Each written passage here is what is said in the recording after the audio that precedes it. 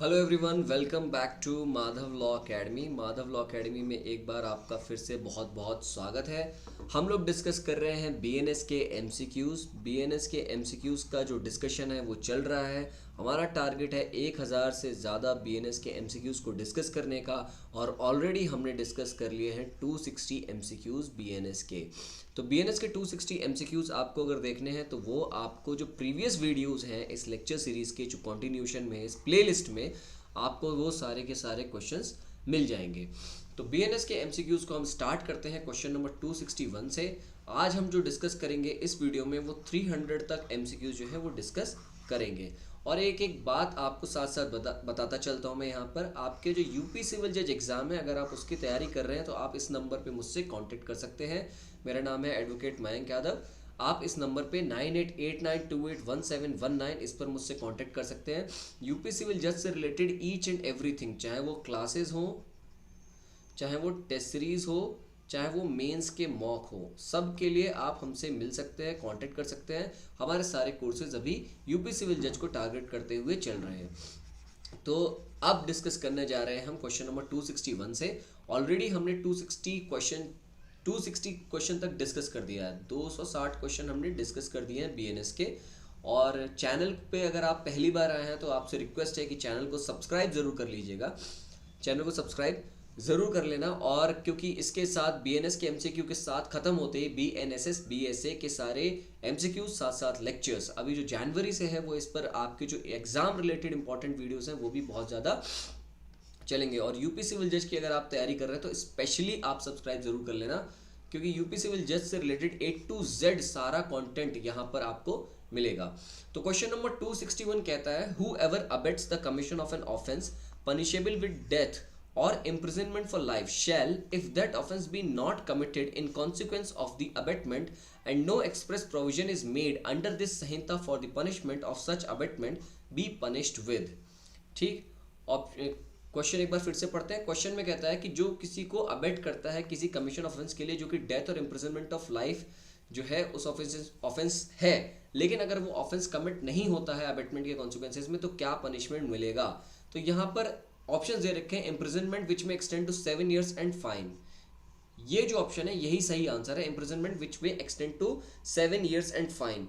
देखो, सबसे पहली बात जो मैं आपको बता दूं इस क्वेश्चन से रिलेटेड, हमने जो लास्ट एमसीक्यूज जो डिस्कस किए हैं क्वेश्चन नंबर 260 से पहले, वहां पर हमने सेक्शन 55 को डिस्कस किया था। तो सेक्शन 55 में ये बात साफ साफ दे रखी है। सेक्शन 55 के कंटिन्यूशन में ही अभी क्वेश्चन जो है वो बन रहे हैं। सेक्शन 59 के बीएनएस जो है उसके कंटिन्यूशन में ही क्वेश्चन बन रहे हैं। इसमें 7 years है। अगर यहाँ पे इसी एक्ट करने में भले ही जो डेथ का कॉज नहीं हो, लेकिन अगर हर्ट कॉज हो जाती है तो ये जो पनिशमेंट 7 साल का है वो पढ़ के 14 साल का हो जाएगा punishment.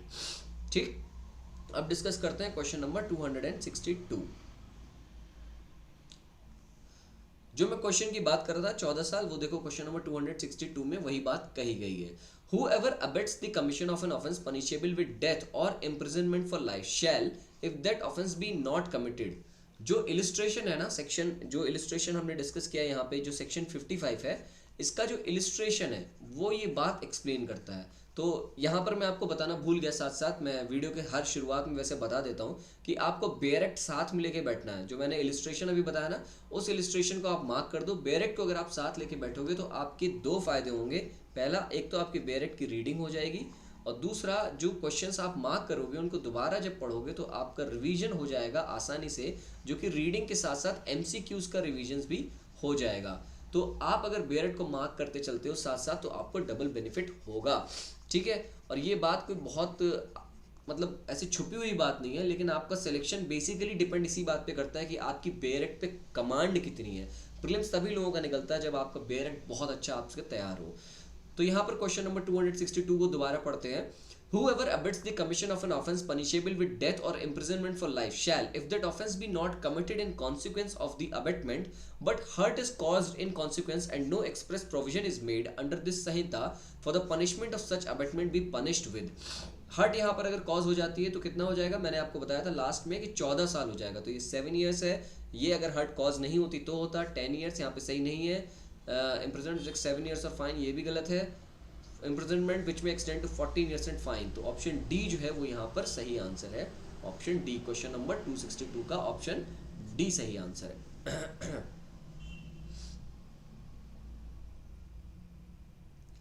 Now let us proceed with question number 263.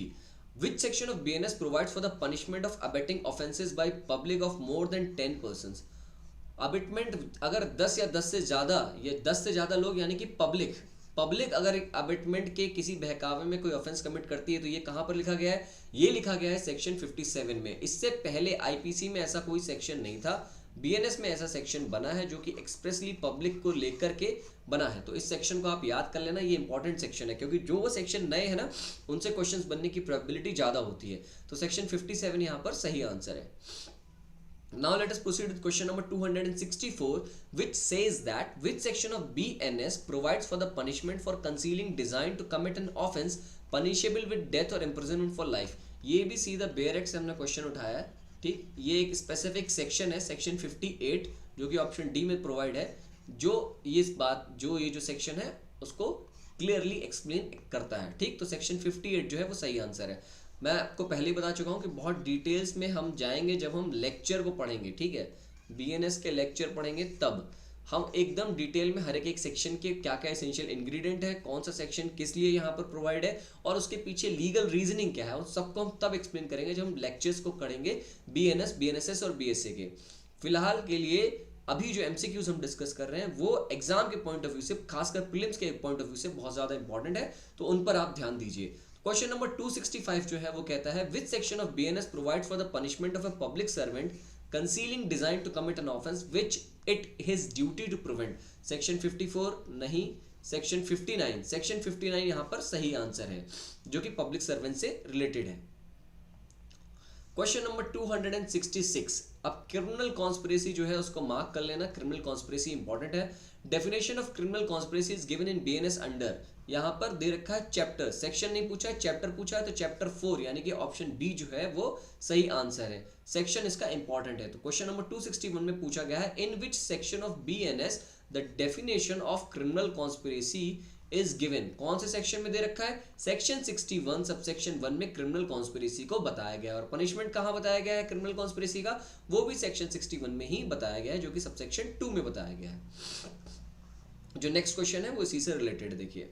Question number 268, under which provision of the BNS is punishment for criminal conspiracy is given. कहाँ दे रखा है? Punishment for criminal conspiracy is given in section 61 subsection 2। Okay, ये आपको तैयार करना है। Section based questions हैं जो कि आपको पता होने चाहिए, एकदम रटे होने चाहिए। शुद्ध भाषा में कहा जाए आपको ये सारे के सारे सेक्शन जो हैं वो रटे होने चाहिए। देखो रटता कैसे है आदमी, एक सिंपल सी बात बता देता हूँ कि रटता कैसे है। ऐसा नहीं है कि आप एक दिन बैठे और बड़ आपने किताब निकाली और पढ़ने लगे, उससे आप रटने लगोगे। रटना मतलब किसी भी चीज़ की जो अंडरस्टैंडिंग है, ठीक, वो आपको इतनी ज़्यादा हो गई है आपके दिमाग में कि उससे रिलेटेड अगर क्वेश्चंस आएंगे, कोई भी क्वेश्चन आएगा तो आपको बहुत इजी लगने लगेंगे, ठीक। तो ये कैसे होगा? रटना बेसिकली इज रिपीटिशन। जब भी आप किसी चीज़ को बार बार रिवाइज करते रहोगे तो वो चीज़ आपको बहुत आसान लगने लगेगी। तो रटता मैं जब कह रहा हूँ तो मेरा मतलब है कि सिर्फ एक बार मत पढ़ो, उस चीज़ को बार बार लगातार पढ़ते रहो। आप क्या हैं, हम और आप क्या हैं, basically what we are doing और what we are repeatedly doing is what we are. कोई भी व्यक्ति, बहुत मतलब एक फिलोसफिकल बात हो जाती है लेकिन फिर भी मैं बीच में समझा देता हूँ कि कोई भी व्यक्ति क्या है, कोई भी व्यक्ति क्या है, कोई भी पर्सन है, ये क्या है? ये पर्सन जो है वो किस बात से जाना चाहेगा कि वो जो काम कर रहा है और लगातार क्या काम कर रहा है वही वो व्यक्ति है। अगर कोई, आप वकील हैं, आप खुद को वकील कहते हैं, तो आप वकील क्यों कहते हैं? क्योंकि आप लगातार कोर्ट जाते हैं, कोर्ट में आप केसेस लड़ते हैं, तो आप वकील हैं। आपको कोई नाकारा और निकम्मा क्यों कहता है? क्योंकि आप लगातार सोते रहते हैं, ठीक है, सोते रहते हैं, आप उठते ही नहीं हैं, तो आपको निकम्मा और नाकारा कहा जाता है। इसी वजह से जो आप लगातार काम करते हैं, आप कोई कहेगा कि आपको बीएनएस कैसे आता है? क्योंकि आप बार बार लगातार उस चीज़ को पढ़ते जा रहे हैं, तो आपकी अंडरस्टैंडिंग जो है बीएनएस पे बहुत अच्छी डेवलप हो गई है। इसलिए आपको कहा जाता है कि आप बार बार किसी सब्जेक्ट को पढ़िए। रिपीटिशन बहुत ज़रूरी है, चाहे वो कुछ भी हो, चाहे वो स्टडीज़ हो, चाहे वो जिम हो, चाहे वो सिंगिंग हो, चाहे वो साइकिलिंग हो, कुछ भी हो, आप मास्टर तभी बनते हो किसी भी पर्टिकुलर चीज़ के जब आप उसको रिपीटेडली करते हो। ये जो वीडियोस आप देख रहे हो ना, पहली बार में आपको ऐसा लग रहा होगा कि हाँ थोड़ा इजी हो गए, लेकिन पहली बार में देखने के बाद भी बहुत से लोग भूल जाएंगे।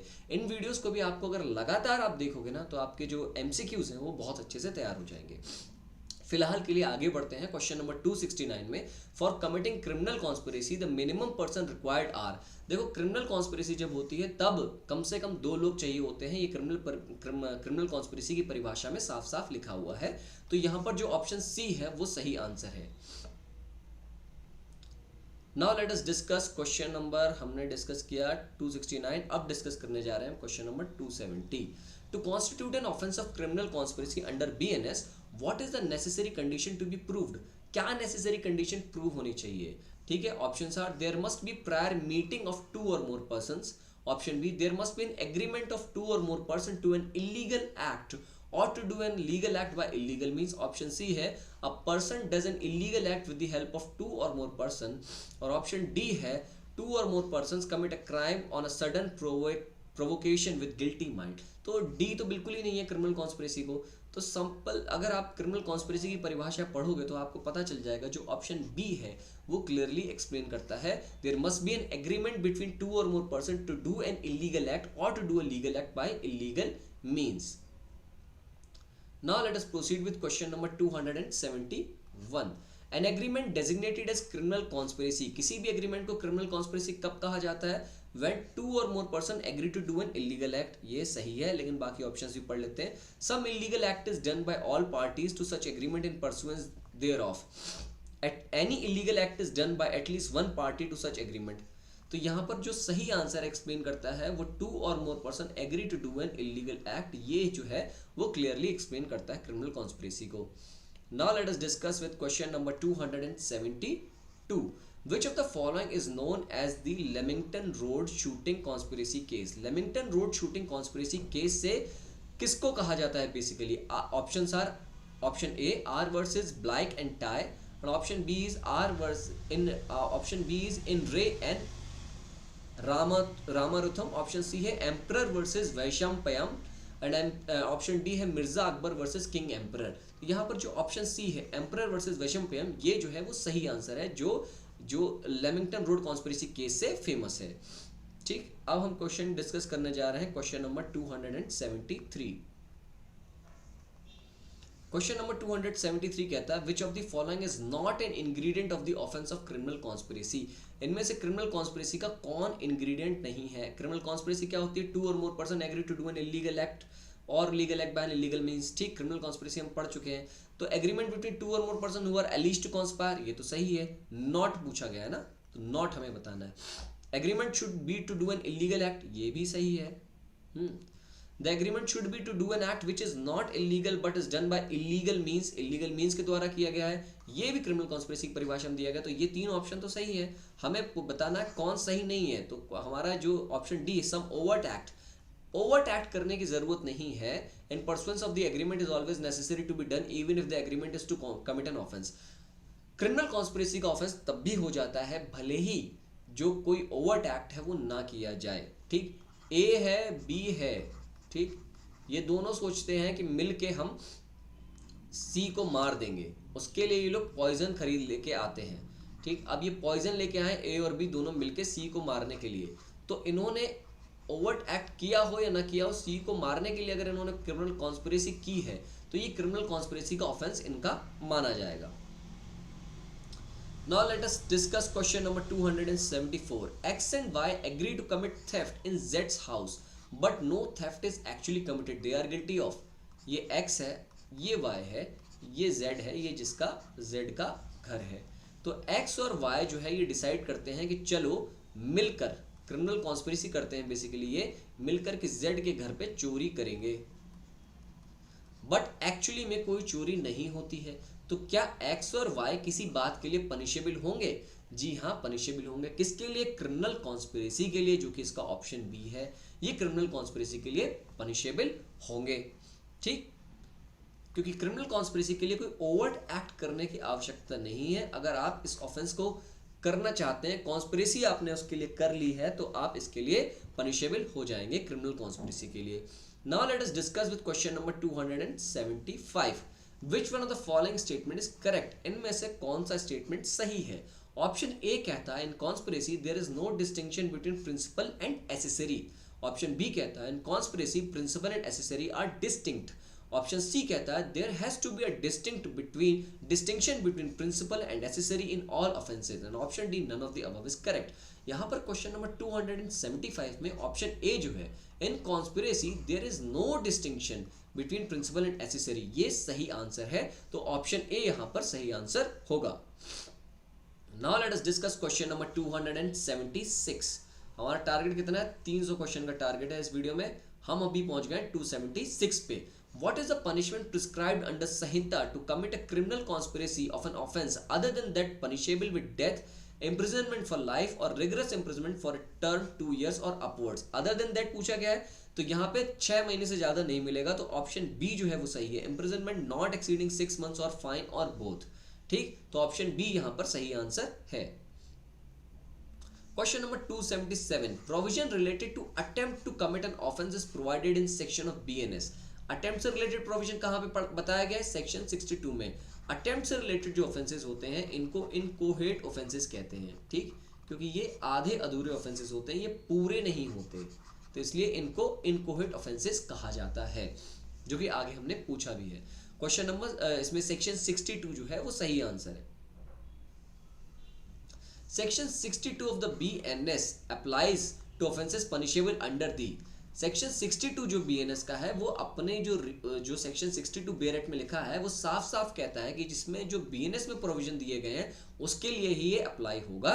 तो यहाँ पर जो ऑप्शन दे रखा है BNS यानी special law, local law, all of the above, यहाँ पर सिर्फ आंसर जो सही होगा वो BNS होगा. सेक्शन 62 जो है जो BNS के प्रोविजन है उस पर ही अप्लाई होगा. अभी मैंने आपको इनकोहेट ऑफेंसेस समझाए थे कि अधूरे ऑफेंसेस होते हैं, पूरे नहीं होते, इस वजह से इनको इनकोहेट ऑफेंसेस कहा जाता है. Which one of the following is an inchoate offence? इनमें से कौन सा जो है इनकोहेट ऑफेंस है? Public nuisance. पब्लिक न्यूसेंस तो अपने आप में एक ऑफेंस है. क्रिमिनल अटेम्प्ट जो है वो हमेशा इनकोहेट होता है. अनलॉफुल असेंबली और रॉइट, ये अपने अनलॉफुल असेंबली आपने भले ही कोई काम ना किया हो, कोई एक्ट ना किया हो, अनलॉफुल असेंबली भी जो है मानी जाती है पनिशेबल. लेकिन जो क्रिमिनल अटेम्प्ट है वो इनकोहेट ऑफेंस माना जाता है क्योंकि उसमें ऑफेंस कंप्लीट नहीं हुआ है. तो ऑप्शन बी जो है वो सही आंसर होगा. Now let us discuss question number 280. Where no separate provision is made for the punishment of attempt to commit an offence punishable under section 62 of BNS shall be. Option A term which may extend to 1/2 of the life imprisonment, term which may extend to 1/2 of the longest term of imprisonment with such fine provided for the offence or with both fine and imprisonment, all of the above. यहाँ पर अगर section 62 को आप पढ़ेंगे जो कि important section है तो यहाँ पर ऑप्शन डी जो है वो सही आंसर होगा. एक और इम्पॉर्टेंट बात आपको मैं बताता चलूँ जो अभी तक मैंने नहीं बताई है इस वीडियो में, वो ये कि हमारी जो PDFs हैं वो आपको समझ में आ गया होगा कि बहुत इंपॉर्टेंट है. अगर आप BNS के वीडियोस यहाँ से देख रहे हो तो हमारा पेड PDF व्हाट्सएप ग्रुप है. ठीक, व्हाट्सएप ग्रुप है जो कि पेड है. उसके लिए आपको बेसिक फीस 300 रुपीज़ आपको देनी होती है. और ये जो नंबर है 9889281719, इस नंबर पर जो कि मेरा नंबर है इस पर आप उससे कांटेक्ट कर सकते हैं और पेड PDF ग्रुप में ज्वाइन होकर के हमारे जो चैनल पर जो भी इंपॉर्टेंट PDFs है वो सारी PDFs आपको मिल जाएंगी. तो उसके लिए आपको परेशान नहीं होना है. बेसिक नॉमिनल फीस है 300 रुपीज़ की, वो आपको देनी है. 300 रुपये तो मतलब पिज्ज़ा भी नहीं आता है इतने में.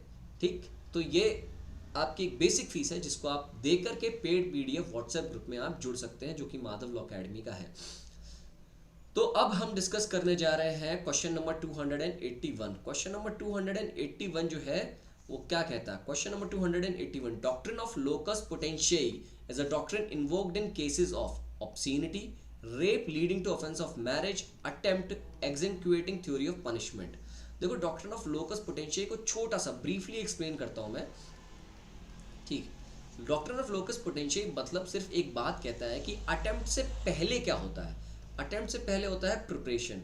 ठीक, किसी भी ऑफेंस को करने की प्रिपरेशन जो होती है वो अटेम्प्ट से पहले होती है. अगर कोई व्यक्ति बाई चांस अपना माइंड जो है वो चेंज कर दे कि नहीं उसको अटेम्प्ट नहीं करना, ये ऑफेंस के लिए अटेम्प्ट ट्राई ही नहीं करना, अगर वो अटेम्प्ट करता है तो दो चीजें होंगी, या तो ऑफेंस होगा या नहीं होगा। अगर वो माइंड ही बदल देता है तो वो किस कैटेगरी में आ जाता है, प्रिपरेशन की कैटेगरी में आ जाता है। और प्रिपरेशन जो होती है वो पनिशेबल नहीं होती हर ऑफेंस की, कहीं कहीं जगह प्रिपरेशन पनिशेबल है, लेकिन मेजॉरिटी ऑफ केसेस में प्रिपरेशन जो है वो पनिशेबल नहीं है।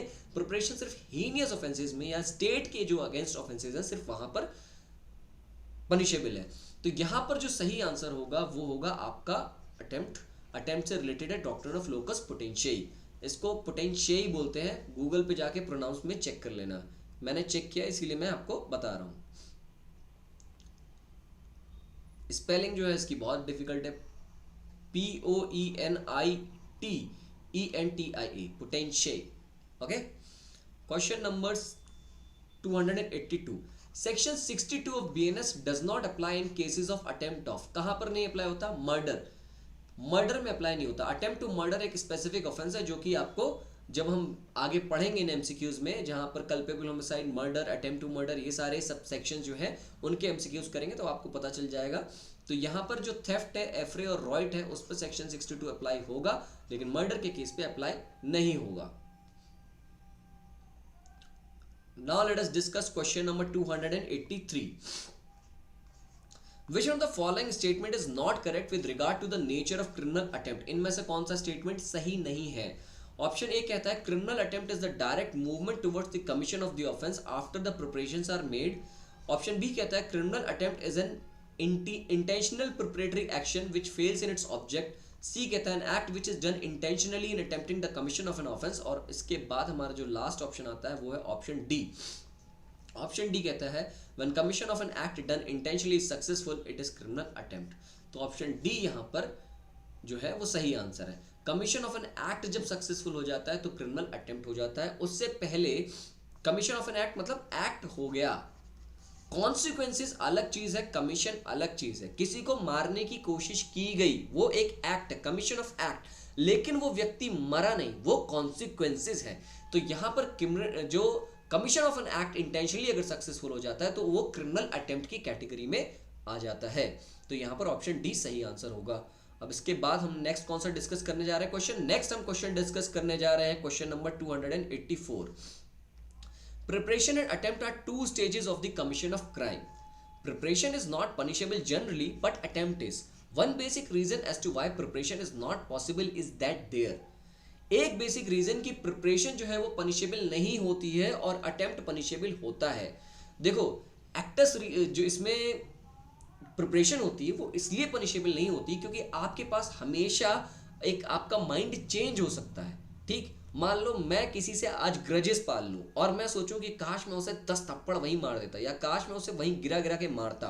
ठीक, ये मैं सोचूं कि मैं उसे मारूंगा, लेकिन एक दिन मैं सोचता हूं, मेडिटेट करता हूं, मेडिटेशन करता हूं और मेरे मन से गंदे विचार चले जाते हैं, यानी कि मेरा माइंड बदल जाता है। तो क्या मेरी जो मैंने सोचा उसके लिए मुझे कोई पनिशमेंट मिलना चाहिए? नहीं। तो हमेशा आपका जो माइंड है, there can be chances of change of mind before the commission of offence. Option B जो है वो सही आंसर है इस जो क्वेश्चन में पूछा गया है। ठीक, तो ऑप्शन बी यहां पर सही आंसर है जिसको मैंने आपको समझाया। क्वेश्चन नंबर 285 कहता है under BNS preparation to do a criminal act is. Preparation to do a criminal act जो है वो बीएनएस में ऑफेंस, ऐसा नहीं है कि नहीं ऑफेंस है, ऑफेंस नहीं है, नॉट एन ऑफेंस, ऐसा नहीं है कि बिल्कुल भी ऑफेंस नहीं है। जो स्टेट के अगेंस्ट जो ऑफेंसेस है वहां पर है an offence only in respect of certain acts. तो सी जो है वो एप्ट आंसर है। वैसे तो ऑफेंस नहीं होता, लेकिन एप्ट आंसर बीएनएस के हिसाब से ऑप्शन सी है। क्वेश्चन नंबर 286 क्वेश्चन कहता है A sees B drowning but does not save him. A जो है बी को डूबते हुए देखता है लेकिन बी को बचाता नहीं है, बी जो है वो डूब जाता है। तो ए ने कोई ऑफेंस कमिट किया है? ए ने सिर्फ देखा है, कोई ऑफेंस कमिट नहीं किया है। ऑप्शन सी यहां पर सही आंसर होगा। ठीक, question number 287 A intending to commit theft enters the house of B at night and removes from the one of the rooms a box to the courtyard where he opens it.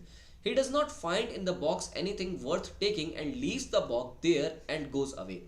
A जो है वो चोरी की आशय से, यानी कि intention क्या है, चोरी करने की, B के घर में आता है रात में। ठीक, B के घर में आता है रात में और वहां पर एक बक्सा देखता है, जिस बक्से को वो कोर्ट यार्ड में लेके आता है, उसे खोलता है, उसके अंदर कुछ नहीं होता है, तो ए वापस चला जाता है। तो ए ने यहाँ पर कौन सा ऑफेंस किया है? Option A is liable only for house trespass. देखो रात में घुसा है, हाउस ट्रेसपास के लिए लाइबल है, लेकिन सिर्फ हाउस ट्रेसपास के लिए लाइबल नहीं है। A is liable for theft, theft के लिए लाइबल नहीं, क्योंकि कुछ चोरी ही नहीं हुआ। A has committed no offence, क्या ए ने कोई ऑफेंस नहीं किया क्योंकि वो गया और उसने चोरी नहीं की? ऐसा भी नहीं है। ऑप्शन डी जो है वो सही आंसर है। A is liable for house trespass, house trespass की लाइबिलिटी हो गई, और किसकी लाइबिलिटी हो गई? अटेम्प्ट टू कमिट थेफ्ट, घर में घुसे, चोरी करने के आशय से बक्सा खोला, बक्से के अंदर कुछ नहीं था, इसीलिए वापस चले गए, तो अटेम्प्ट टू कमिट थेफ्ट यहां पर होगा। तो ऑप्शन डी यहां पर सही आंसर है।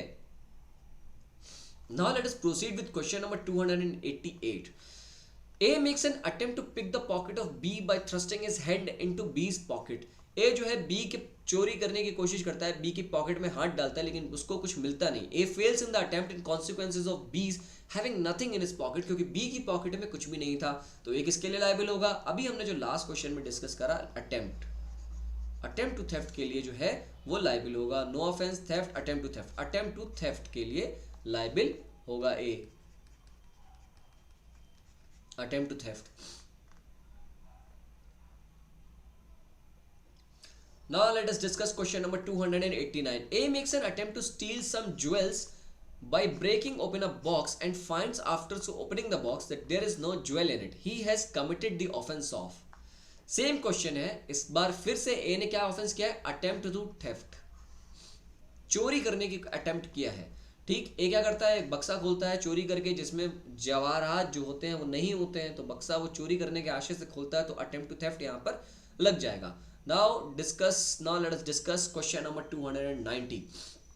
Which section of BNS defines the offence of rape? Rape जो है बहुत इंपॉर्टेंट सेक्शन है यहाँ पर, जो सेक्शन 63 जो है ऑप्शन ए वो यहाँ पर सही आंसर है। ठीक, सेक्शन 63 जो है वो बीएनएस में रेप कहाँ डिफाइन है ये बताता है। Now let us discuss question number 291. Sexual intercourse with the consent of a girl amounts to rape if she is under 15 years, 16 years, 17 years, 18 years. 18 years is the correct answer. देखो, अगर कोई लड़की है, उसकी कंसेंट भी आपको मिल जाती है, लेकिन वो लड़की जो है 18 साल से कम की है, तो वो भी रेप होगा। ये हमारे बीएनएस में क्लियरली एक्सप्लेन किया गया है। अब ये 18 ईयर्स से कोई लड़की है, कोई अलग लड़की है, लेकिन ए जो है और बी जो है वो मैरिड है, उसके अलावा, लेकिन ये बी जो है, जो गर्ल है वो 18 ईयर्स से छोटी है, तो भी ऑफेंस ऑफ रेप होगा। तो यहाँ पर ए की लायबिलिटी बन जाएगी। 18 ईयर्स से अगर जो छोटे कोई भी फीमेल है, उससे अगर मतलब कंसेंशुअल सेक्स भी होता है, सेक्सुअल इंटरकोर्स कंसेंशुअल भी होता है, तो उसे भी रेप की कैटेगरी में डाला जाएगा। ये आपको पता होना चाहिए। क्वेश्चन नंबर 292, 291 हमने डिस्कस किया, अब हम डिस्कस करने जा रहे हैं question number 292. Exception 2 to section 63 states that non-consensual sexual intercourse by a man with his own wife does not amount to rape. Presently, the age circumscribed for this exception is 12 years, 18 years, 21 years, 15 years. यहाँ पर जो सही answer है वो 18 years है। ए है और B है। ए हस्बैंड है, बी वाइफ है। वाइफ 18 ईयर से ऊपर है, लेकिन जो सेक्सुअल इंटरकोर्स हस्बैंड करता है वो फोर्सफुली करता है, ठीक है, कंसेंशुअल नहीं करता। तो क्या कोई ऑफेंस होगा? नहीं, ये मैरिटल रेप जो है वो ऑफेंस नहीं है हमारे बीएनएस में। आपको इतनी सी बात समझनी है। Question number 293. A commit sexual intercourse with his own wife aged under 18 years. 18 साल से कम है, उसकी ही वाइफ है ए की। तो यहाँ पर ए क्या ऑफेंस कमिट करता है? यहाँ पर ए रेप का ऑफेंस कमिट करता है। ये मैंने आपको ऑलरेडी पहले ही पढ़ाया है। ठीक, अब हम डिस्कस करते हैं question number 294. Question number 294. A has sexual intercourse with a window with her consent. A is guilty of rape, adultery, insulting modesty of woman. A जो है एक विडो के साथ, किसी विधवा के साथ सेक्स करता है उसकी कंसेंट के साथ। तो क्या ये कोई ऑफेंस होगा? नहीं, ये ऑफेंस नहीं है। तो यहाँ पर ऑप्शन डी जो है वो सही आंसर होगा। कंसेंशुअल सेक्स जो है वो ऑफेंस नहीं होता। Now let us discuss question number 295। देखो पहले इससे जो ऊपर वाला डिस्कस किया ना क्वेश्चन, उसमें अडल्ट्री से रिलेटेड जब प्रोविजंस थे तब अलग, तब ऐसे क्वेश्चन ज़्यादा बनते थे। अब अडल्ट्री जो है, आप मुझे एक बताओ कौन से केस से अडल्ट्री को अनकॉन्स्टिट्यूशनल डिक्लेयर किया था। अगर आप यहाँ पर वीडियोस में देख रहे हो तो बताओ अडल्ट्री को अनकॉन्स्टिट्यूशनल कौन से केस से सुप्रीम कोर्ट ने डिक्लेयर किया था। अडल्ट्री को बीएनएस में भी एक्सप्लेन नहीं किया गया है, बीएनएस में भी ऑफेंस नहीं माना गया है। ठीक, तो अब हम डिस्कस करने जा रहे हैं question number 295। When a man has sex with a woman, even with her consent, man is said to commit rape if the age of that woman is less than 18 years. 18 साल से कम है अगर किसी female की as, उसके साथ अगर sex किया जाता है तो ऐसे केसेस में आप जो ऑफेंस कमिट करेंगे वो रेप का ऑफेंस होगा। तो ऑप्शन सी यहाँ पर सही आंसर है। Question number 296। A promises to marry me B. A जो है बी से शादी करने का प्रॉमिस करता है, जो कि उसकी स्टूडेंट होती है, and induces her to cohabit with him. He has given her a false assurance of marriage and also fraudulently gone through certain ceremonies of marriage, making me believe that she was a lawfully wedded wife of A.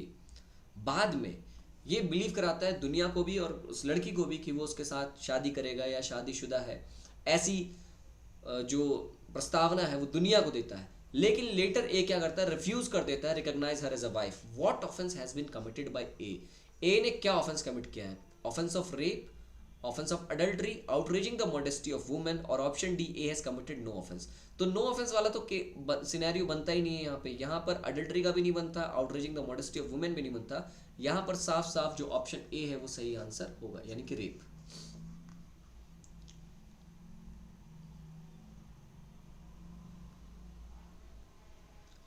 अब हम discuss करने जा रहे हैं question number 297। Where the accused caught hold of a girl, grabbed her by the side of the bushes, threw her down on the ground, removed her undergarments, got over her and attempted to penetrate. But before he could succeed, the girl started bleeding. Options: the accused was guilty of preparation of rape only. The accused was guilty of outraging the modesty of girl. The accused was guilty of attempted rape. The accused was guilty of insulting the modesty of girl. यहाँ पर जो options दे रखे हैं उसके लिए आपको questions को समझना बहुत ज़्यादा इंपॉर्टेंट है। पहली बात जो यहाँ पे सही आंसर होगा, guilty of attempted rape. Rape नहीं होता है। क्यों रेप नहीं होता? क्योंकि जो पेनिट्रेशन है वो रेप में होने के लिए इंपॉर्टेंट है। पेनिट्रेशन यहाँ पर नहीं होता, इस वजह से ये रेप की कैटेगरी में नहीं आएगा, ये गिल्टी ऑफ अटेम्प्टेड रेप की कैटेगरी में आएगा। तो ऑप्शन सी यहाँ पर सही आंसर है। अब हम डिस्कस करने जा रहे हैं question number 298। Which section will be attracted if a public servant commits rape on a woman in his custody? अगर कोई पब्लिक सर्वेंट अपनी कस्टडी में किसी वुमेन के साथ रेप करता है तो कौन सा प्रोविजन लगेगा? यहाँ पर सेक्शन 64 सबसेक्शन 2 क्लॉज ए में ये बात साफ साफ बताई गई है एनहेंस पनिशमेंट से रिलेटेड। तो आपको ये सेक्शन पढ़ना है और मार्क करना है, ये पब्लिक सर्वेंट से रिलेटेड है। अब डिस्कस करने जा रहे हैं question number 299 and then after we will discuss the last question of this video, but we will be doing 1000 plus questions, therefore you must subscribe this channel. So question number 299 क्या कहता है? Which section of BNS prescribes punishment for causing death or resulting in persistent vegetative state of victim during the commission of offense of rape? persistent vegetative state में section 66 लगेगा। ठीक है, अगर कोई व्यक्ति किसी का रेप करके परसिस्टेंट वेजिटेटिव स्टेट में उसको छोड़ता है तो सेक्शन 66 अप्लाई होगा। इसी से रिलेटेड जो है सेक्शन जो डेथ सेंटेंस है वो भी मिलता है। तो हमने क्वेश्चन नंबर 300 में डिस्कस किया है, which one of the following sections of the BNS prescribes punishment up to the death sentence in reference to the offence of rape. Section 66 में डेथ सेंटेंस है। ठीक, परसिस्टेंट वेजिटेटिव स्टेट में अगर किसी महिला को रेप करके छोड़ा जाता है तो सेक्शन 66 अप्लाई होगा, जिसका डेथ पनिशमेंट, जिसमें डेथ पनिशमेंट साफ साफ दिया गया है। तो माधव लॉ एकेडमी में आपको मैं फिर से बता देना चाहता हूँ, माधव लॉ एकेडमी हमारी एकेडमी है जिसमें आप हमारे 2 कोर्सेज हैं। एक तो पेड पीडीएफ ग्रुप है, इसमें भी आप जुड़ सकते हैं, जिसकी फ़ीस जो है वो मात्र 300 रुपीज़ है। अगर ये पीडीएफ आपको इंपॉर्टेंट लगती है या फिर जो हमारे पहले के जो वीडियोस आए हैं, उसके अलावा जो आने वाले वीडियोस हैं BNS के, उन पीडीएफ्स को अगर आप लेना चाहते हैं तो आपको 300 रुपीज़ पे करके हमारे पीडीएफ ग्रुप में ज्वाइन करना होगा। और आगे जो भी वीडियोस इंपॉर्टेंट साथ साथ उनके पीडीएफ्स वो सारे के सारे वहां पर शेयर होती रहेंगी। ठीक, दूसरा हम जो है आपके यूपी पीसीएस जे को टारगेट कर रहे हैं। स्पेसिफिकली यूपी पीसीएस जे को अगर आप टारगेट कर रहे हैं, उससे जुड़ना चाहते हैं, आप उसकी टेस्ट सीरीज के लिए जुड़ना चाहते हैं, या फिर आप उसके मॉक टेस्ट देना चाहते हैं मेंस के, या फिर आप लॉ प्लस जीएस दोनों की पढ़ाई करना चाहते हैं जिससे कि आप एग्जाम आसानी से निकाल सकें, इन तीनों के लिए आप हमसे कांटेक्ट कर सकते हैं। हमारा कांटेक्ट नंबर है 9889281719। मेरा नाम है मयंक यादव और मैं आपके सामने बीएनएस के क्वेश्चंस को डिस्कस कर रहा था। मेरा टारगेट है बीएनएस के 1000 से ज़्यादा क्वेश्चन डिस्कस करने का, और अब तक हमने टोटल 300 क्वेश्चन डिस्कस कर लिए हैं। अब हमारे अराउंड 700 क्वेश्चंस बचे हुए हैं, तो अब 700 क्वेश्चंस हम आगे डिस्कस करेंगे। तो फिलहाल के लिए thank you so much, thank you for watching. Please like share and subscribe Madhav law academy.